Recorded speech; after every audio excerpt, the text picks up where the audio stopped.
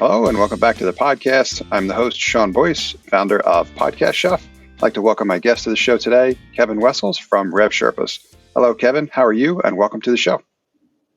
Hey, Sean. I'm doing great. Thanks for having me on today. Yeah, we're very excited to talk more about yourself and your background, which would be a great place to start. So if you wouldn't mind, for our audience, go into more detail about your background and tell us a little bit more about how you got to be doing the work that you're doing today. Sure, absolutely. So I have over 20 years of business development, management consulting, and financial planning and analysis experience in corporate America. And towards the end of 2019, I decided that it was an opportune time for me to really embark upon my entrepreneurial journey and start leveraging a lot of the experience that I had gained over the years by working with some of the fastest growing IT companies, some of the fastest growing digital agencies, and some of the largest global financial institutions out there. By working with some of the elite management consultancies across the globe, I've been able to apply a lot of those skill sets by launching RevSherpas's, which is a Houston-based revenue growth acceleration consulting company, and we are now approaching our third year. Thank you for sharing, and that certainly is a good fit for what we'd like to talk about on this show. So your experience is exciting for me to talk a little bit more about and share with our audience, of course, as well also. So if you wouldn't mind going into a little bit more detail there, because that'll help frame our conversation, of course. For RevSherpas's, can you talk a little bit more about, who your target market customer is and what some of the services that you offer look like? Certainly. So we work primarily with digital agencies, IT services, SaaS founders, essentially any small to mid-size business owner. And we are focused on helping them find more high-paying clients with less effort and more consistency by leveraging my internationally proven and proprietary Client Connect formula. Excellent. That's super helpful, and obviously curious to learn more about the system that you have and how that works. So that's probably the best place to start. So whatever you can share with us, please do, because that, the business development perspective, of course, is a huge category or topic we talk about, right? For the name of our podcast here, The Consulting Trap, that's a big one that a lot of us fall into in terms of, being in a routine of delivering service work and not investing in these channels to produce the kind of results that we need to grow our respective companies. So yeah, let's start there. Sure, let's do it. And I love the name of the show and the phrase, The Consulting Trap, right? So really, thank you. Any occupation could fall into that trap. You might have success right out of the gate, but then you lose momentum. You forget what got you there in the first place. And then a couple of unfortunate things could happen. You might do a poor job of servicing your existing clients, or you forget that, you have to continue prospecting, right? And bring on new clients. Exactly. So, that really is at the core of what my Client Connect methodology is designed to solve. So there are many companies, large or small, that are good at a few things, but very few are good at all aspects of marketing, sales, and service. So the Client Connect methodology is designed to really streamline and automate your core business development and ongoing service processes. So let me elaborate. So at the core of the Client Connect framework are really 5 steps. First, we have crystallize. Secondly, captivate. Third, convert. Fourth, cultivate. And ultimately, catapult. And really what it boils down to is many firms, as I indicated, are good on the front end, in the front office aspect of actually attracting and converting leads, but very few are able to go from end to end and actually not only bring on their ideal client, but do an amazing job of knocking their socks off and get them to stay, pay, and refer. So really, Client Connect is a comprehensive consulting methodology designed to look at all facets of a company's operations and really uncover and identify where they're leaking the most revenues and profits, how you can really plug those leaks, overcome those bottlenecks, and put in more reliable, consistent, and simplified systems in place just so that you can grow and scale more effectively and profitably. I love that phrase that you mentioned, the leaking revenue. That really, it elicits the kind of emotional response that all of us that have been there, I'm sure that it resonates with, which is where I obviously want to kind of go next. Talk to me a little bit about where some of the most common, you said these areas where folks are leaking revenue. In the work that you do, what do you see? What are the most common places where people are getting themselves in trouble within that category? Sure. So, it's funny what you were saying about leaking revenue, because if you contact a really successful entrepreneur and you come to him with some sort of a proposal, pitch, presentation, whatever, often if you're trying to really accelerate their revenue, which, don't get me wrong, is what I do quite frequently, they may not always listen, if they're an nine figure earner, right? But if you tell them, hey, I've got some ideas wanted to run by you where you're blatantly leaking revenues and you're leaving so much money on the table, their eyes and ears are certainly going to perk up. So that's a very good point.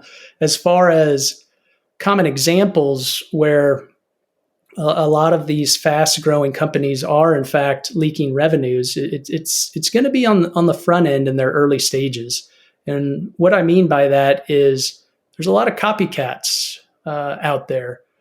Yes, there's certain industry micro verticals that are more crowded than others, but really what I'm emphasizing here is that it's across the board. And in today's day and age, in which information really is so prevalent and widespread and easy for the consumer to get their hands on, it's important to stand out from the sea of sameness and truly differentiate yourself from the pack so that you can, in fact, really stand out from the crowd. And so on the front end, the number one pillar of the Client Connect formula is going to be crystallized. So are you, in fact, crystal clear? To quote Tom Cruise from A Few Good Men, are you crystal clear on who you're going after, who you serve, who is your ideal target client, who is your target market? What is the product market fit? Do you even have that in place before you are actually going to market, right? How are you packaging your products and services? What's the appropriate positioning?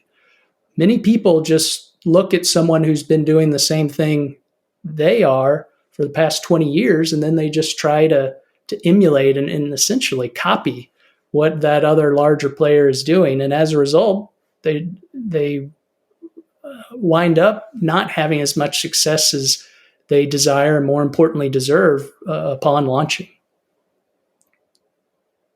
That I've seen that one quite a bit myself, and you always have to be careful where you're getting that advice from, right? Because what you talked about in the beginning is really important. I've come to learn the level of importance here myself as well too, in terms of innovating, but then having the infrastructure to be able to benefit from activities and where you invest here is just simply trying to replicate something you've seen done elsewhere. It's not necessarily going to help you achieve your goals. So I imagine that's quite a bit of work that you wind up building for who you're working with here. I'm curious to learn more about, like, what are some of the, you mentioned crystallize. I think that is a great element as well too, right? Knowing who you're speaking to, what their problems and challenges are, how what you're doing is going to particularly address those problems and challenges. In fact, in the midst of rereading, I should say, a favorite book of mine called Crossing the Chasm, which I'm sure you're familiar with, real common, especially in the product space. And they talk a lot about this, right? They talk about how to, get your product from those early, technology enthusiasts to the early majority. And that's the chasm that they're talking about there. And they tell you, if you're going to cross that bridge or you're crossing that chasm, you can only do it at one point. You can't do it at multiple points. So talk to me about some of the, do you wind up working with folks who they have reservations about getting more specific and targeted with who they're solving problems for? And how do you go about managing those conversations? Like, what's the best advice you have for them to get them over any reservations they have about making those changes to their strategy, because it's going to be more beneficial for them in the long run? Sure. I've gone through it myself, and really any entrepreneur you meet, I think, has gone through that same thought process. It can be quite startling when you are told, or you come to the realization that, hey, I need to focus on a more narrow, specific target market, because you're like, oh no, I'm not going to have enough business out to go after. I'm not going to have enough opportunities, right? But Yeah. one of my eye-opening moments was, if you actually go deep and narrow, it's going to result in you essentially having heard almost pretty much any objection or question that you can. Whereas if you're trying to serve so many different industries, new requests, new inquiries, new sales objections are going to pop up time and time again. So if you can really become a specialist, if you can speak the language of your market, and then you can have a truly tailored, personalized, customized delivery mechanism that solves their primary pain points and challenges, you're going to do well.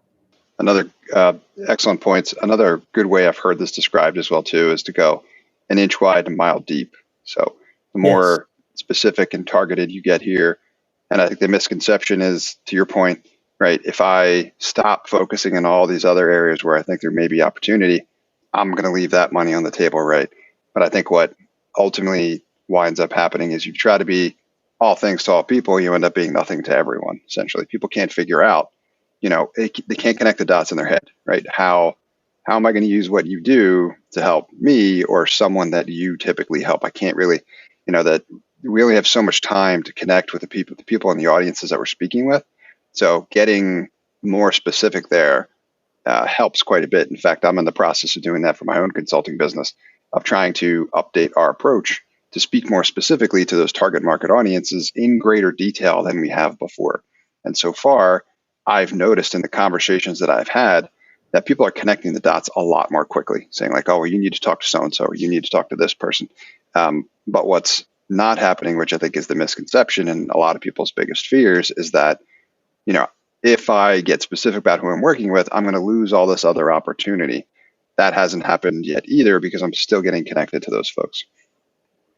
Yeah, I completely agree with that. And I can relate to it too, because one of my concerns was, hey, if I'm openly publicizing that I would like to work with this, and this market, some other people might rule me out. And that hasn't been the case. If you actually know what you're doing and you could still add value and you have bandwidth, right? There still might be an opportunity for you to work with a certain niche that isn't necessarily front and center of your ideal target client. And those could still be some very profitable long-term relationships.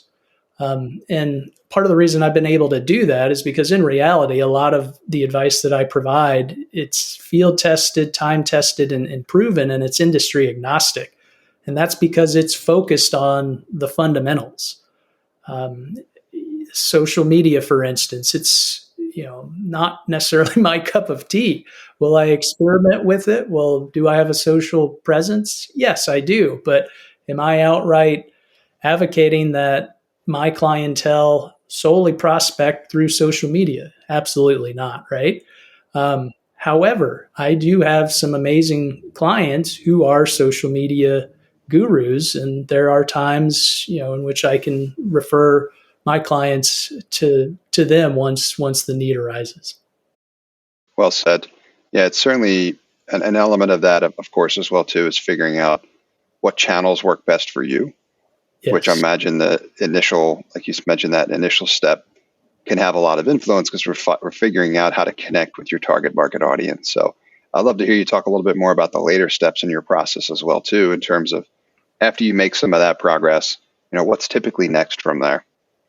Sure. So in the middle and on the back end, you have the actual sales conversion and cultivation pillars.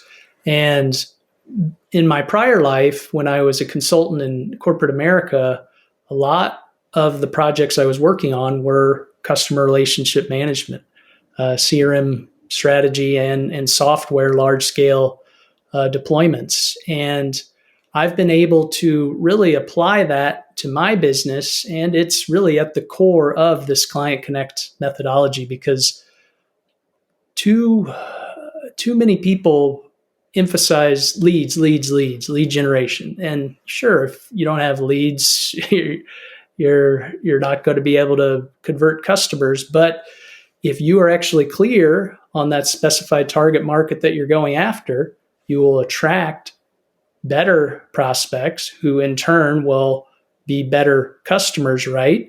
And because you can know and relate to what their unique needs are, you'll do a better job of servicing them. So compared to a lot of other consultants and coaches, I certainly emphasize more of the client retention, emphasis to secure renewals. And that comes from innovating and improving the customer experience. So focusing on not just sales and marketing, but also the customer service processes certainly is at the heart of what I do.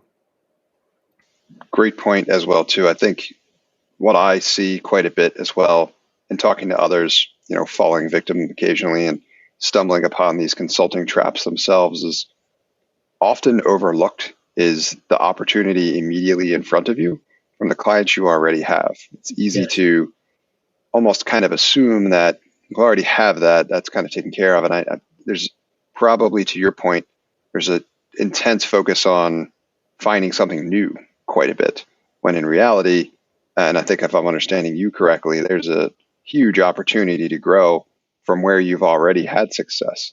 So I'd love to hear you talk a little bit more about that too, in terms of how should people be thinking through that in setting up that process of figuring out how to grow from the success they've already had with the clients they have now.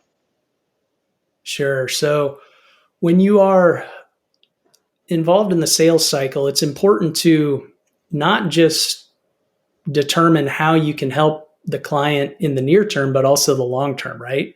And it's not appropriate for you to submit some huge proposal, that's going to result in an implementation that takes 9 to 12 months or even longer, and that your client is actually going to have to wait that long to get the true ROI that they're looking for. A better approach, and what I like to do with my clients, is to really have a more intense, accelerated type of engagement, such as 12 weeks, right? So you come in, prove your worth, do a great job, earn their trust, and then position yourself for that fast follow project for phase 2, phase 3, so on and so forth. And, if you play your cards right and you have a good fit, and again, this goes back to the first pillar, are you attracting and engaging and bringing on the right clients? You certainly can be well positioned and poised for long-term consulting engagements. That's such a great point. I want to focus specifically on how you laid out, that early phase, the first phase. You mentioned it in terms of phases, which I like a lot as well too. I use that language quite a bit, and it helps think through the nature and structure of the project, right? Because oftentimes there's a lot of work to do, right? Depending on what it is that you do. But breaking it, everything is typically easier to understand, and especially, institute change in the form of phases. So breaking it down into smaller steps. But anything that you can do, and I've seen this work well for our consulting business as well too, in that have that initial early phase, the shorter that is and the more quickly you can produce the kind of results that are going to be able to demonstrate that value to who you're working with. And they start to see the benefit of that effort and how they've invested on the earlier side. And that really sets you up better for the longer term, because like you said, you start to earn the trust. You start to really build the relationship. They start to really understand and see the value. Now it's an element of, okay, not, do we continue to work together, but what's next, right? We're excited about this. this has gone well. Now we're ready to kind of get moving with the next steps in the process. Definitely. And so one of the first things that I do with my client family members is we go through that marketing, sales, and service audit, which results in the ultimate deliverable of a profit acceleration plan and strategic growth roadmap. And it's not just a roadmap for the next 1 to 3 months, right? We're talking a full year, but also we want to put strategies in place knowing that you are in fact going to have a phase 2, 3, 4, or 5 that are going to allow you to achieve your goals, not just for the next 6 months to a year, but the next 3 to 5 years, right? So having a plan and being able to plan your work and work your plan, that's definitely where my consulting and project program management background comes into play and definitely helps my clients. That's fantastic and well said. This is excellent, Kevin. I could talk to you about this stuff for sure all day because there's a lot of value here. So the questions would never stop coming. But this has been fantastic. Thank you for spending the time and sharing your knowledge with myself and our audience. I have 2 questions for you before we let you go. Okay. And the first is, what resources would you share with our audience of and related to anything that we've talked about here today, where they can kind of go to learn more, dive into any of the topics that we discussed? Sure. A great resource for your audience to go to would be my landing page, which is fastgrowthlesseffort.com. And as a gift to your listeners, they can download a free guide. It's entitled Rev It Up, and it's designed to really enable, equip, and empower your audience to really revitalize and recharge their sales process. So fastgrowthlesseffort.com. And I'm going to give you big points for the thematic names there too. As a product person, love the thematic names. Makes it so much easier to understand what it is. Makes it so much easier to find. Right? I think people get lost. I do a lot of work in the product space, so people like to get really creative with the names that they come up with, and not that isn't exciting to an extent. But at the end of the day, the things that I've learned is that marketing is hard. So if you want to get the name out there, use as much as you can to make it easier for people to understand what you're doing and how that helps. So thank you for sharing that, and thank you for the offer. We will link to that in the show notes. And then the last question I have for you, Kevin, is who should reach out to you and how can they get in touch? Sure.